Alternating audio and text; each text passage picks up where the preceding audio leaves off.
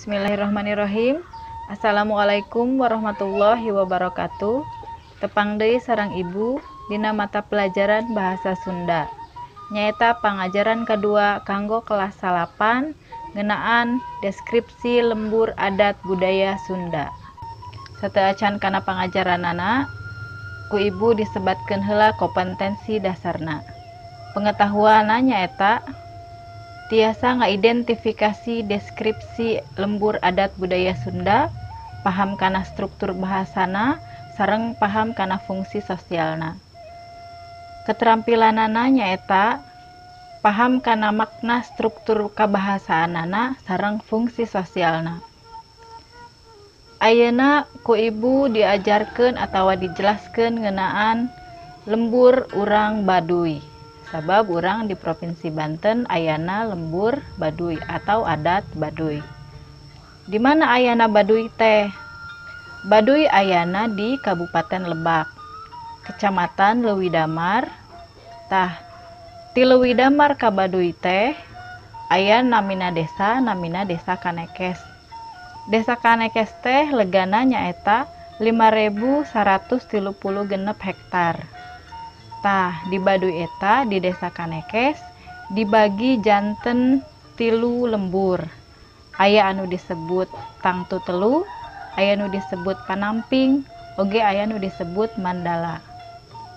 Tah, 3 lembur eta ku ibu bade dijelaskeun hiji-hiji. Anu kahiji nyaeta Tangtu Telu. Tangtu Telu dibagi jadi 3 lembur atawa 3 wewengkon. Nu kahiji nyaeta Cikertawana, nu kadua Cibeo, nu katilu Cikeusik. Tah, sesana 63 lembur aya di Panamping. Naon Panamping teh? Urang apalna Panamping nyaeta Baduy luar. Panamping dibagi janten 63 lembur.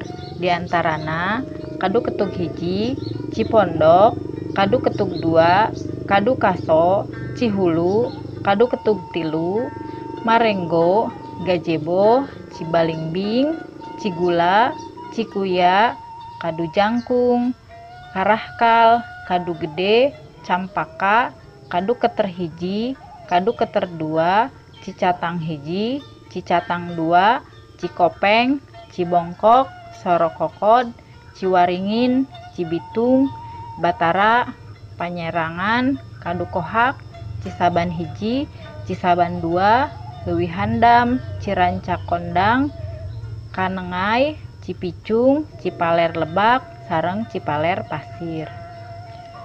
Salajengna anu katilu aya oge anu disebut Mandala.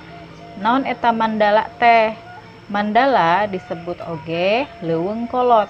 Didinya urang Baduy biasa tatanen. Tah, di leuweung kolot eta atawa di Mandala aya nu sok nungguanana. Nu nungguanana teh sok dipilih ku puun. Nu nungguan Mandala teh disebutna Jarodangka. Salajengna ku ibu dijelaskeun ngeunaan ka pamingpinan di Baduy. Pamingpin di Baduy pangluhurna nyaeta disebut puun. Sanajan di Tangtu Telu, Panamping atawa Mandala pamingpinna mung hiji nyaeta puun. Tah, puun oge henteu gawe sorangan. Manehna teh dibantuan ku 3 pajabat pamarentahan nu aya di Baduy. Kahiji nyaeta Baresan, kadua Tangkesan, nu katilu Girang Serat. Tah, ku ibu dijelaskeun heula tugas-tugas aranjeunna. Anu kahiji nyaeta Baresan. Baresan tugasna nyaeta pikeun ngatur fungsi sosial nu aya di Baduy. Baresan eta henteu mung hiji tapi seueuran. Aranjeunana teh mangrupa kokolot nu aya di Baduy. Tugasna salah sahijina nyaeta ngatur upacara adat, oge maturan atawa nyerengan tamu-tamu nu dongkap ti luar Baduy. Anu kadua nyaeta Tangkesan. Tangkesan tugasna teh leuwih nyamuni. Aranjeunana teh arapal kana perkara kagoiban, bisa ngaramal situasi, bisa oge jadi ngubaran sagala rupa panyakit. atawa nentukeun poe-poe anu penting nu aya di Baduy. Salajengna anu katilu nyaeta girang serat. Girang serat teh tugasna anjeunna teh janten istilahna tangan kanan antara urang Baduy sareng kapamingpinan desa nu aya di desa Kanekes. Contona urang Baduy kedah gaduh akte kelahiran, urang Baduy kedah gaduh KTP, tah nu ngurus-ngurusna teh ku girang serat ti Baduy ka kapamingpinan desa atawa kalurah nu aya di desa Kanekes.